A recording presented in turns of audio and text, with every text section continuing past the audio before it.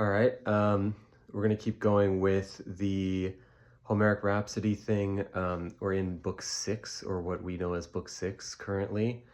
And I don't love the way I handled the opening part of the book, but we can, reapproach that later. Let's keep going with it.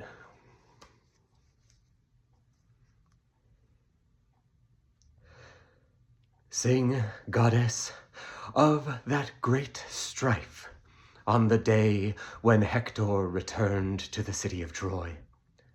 His brother Helenus had told him to go and seek his lady mother, who would need to make a sacrifice of her greatest robe to that goddess Athena, to give up that worldly possession which she loved most dearly, and beg for the life of her city and her children and her people. And on that battlefield, Zeus, the lightning lord, sky father, he who views the wide world, had bent his scales in both directions, so many times that they now were balanced. Those Achaeans and those hard-fighting Trojans were at each other's throats, pushing this way and that, neither gaining ground in that fight. Both armies, with all their helpers and all their contingents, were doing deeds of valor, and many men were pitched into that endless, bottomless pit of Tartarus, never again to see another dawn. Diomedes was still raging through the ranks, over and out of his mind with that divinely inspired, God-given gift of courage. He killed Chromius and Ennomus and Hippasus and so many others, casting their spears into the dirt and their shields off their arms, rolling and clattering to be smashed under the wheels of passing chariots, or to trip other Trojans who would then have their lives ended by some other follower as they came past. Odysseus of rocky Ithaca had slain his man, Ennomus, who he struck through the jaw and cut the tongue at the root. Yet another man down for that sacker of cities. And so many other Achaeans had taken down brave Trojans that day. But Paris was angry at the killing of Ennomus, who had been a friend, guest friend of his father's, and had shared meat and wine with him in the halls of Troy.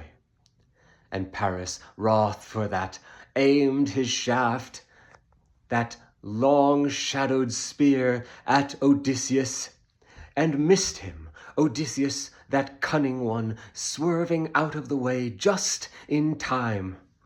But the shaft was not a wasted throw. It went far back into the lines and killed one from thirsty Argos, who was raised on those plains by his grandfather when his mother had left him at his grandfather's doorstep. This one, Alastor, had been reared by that gentle soul who kindly begged him not to go to Troy, not to join with those Argive forces he would gladly have paid the high, steep fine imposed by Agamemnon for those who did not join with that contingent. But Alastor was too proud and too hungry for valor, and this, the end of all his deeds, was to allow him a final choking on his own blood and mire in the dust, as darkness, purple and deep, veiled over his eyes. Thus was the battle raging forth. All sides found heavy losses and heavy glories. Men were covering themselves with fame, just as others would never see their wives or children again.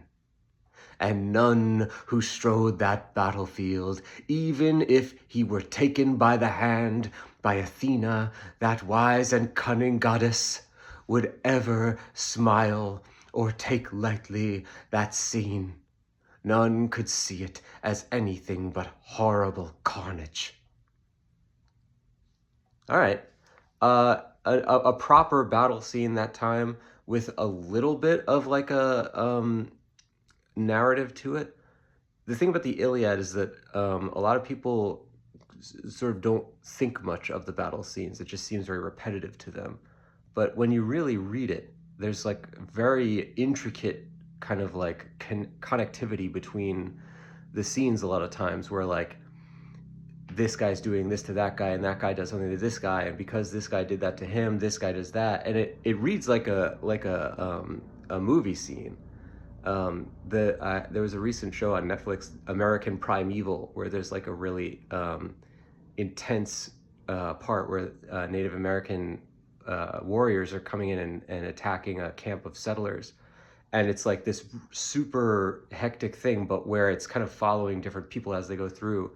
I don't know if it's supposed to be inspired by the Iliad, but it definitely reminded me of that, where it's not like random acts of violence, but rather like you're following different threads as they go through this battle. And I have had trouble trying to do that, mostly just because I keep forgetting the names that I assign to people, but also because I'm just sort of like rushing through them. But this time, at least, there was like a back and forth where one guy, I think Odysseus killed somebody, and then Paris was angry for that, so he aimed at Odysseus and missed and hit this other guy who's, and then we would build on that. But I'm not good enough really yet to go any further than that. But I am happy with how it turned out, even with that little bit. Again, this is like, I'm not doing these videos because it's like, look how good I am at doing Homeric Rhapsody stuff. Like, I'm trying to teach it to myself, just out of thin air.